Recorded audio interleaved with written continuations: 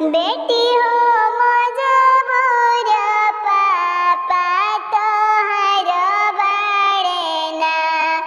बेटी हो मजबूर चाचा तोहर बाड़े ना।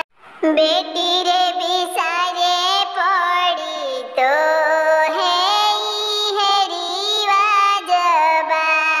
बेटी बिसारे पड़ी तो हेरी बाजई है बा।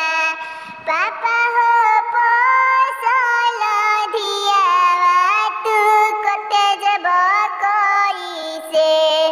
चाचा हो पोसल धियावा रवते जब कोई से। पापा हो मड़ावा बैठाई चाचा जी जंगिया बैठाई कन्यादान करब कोई से।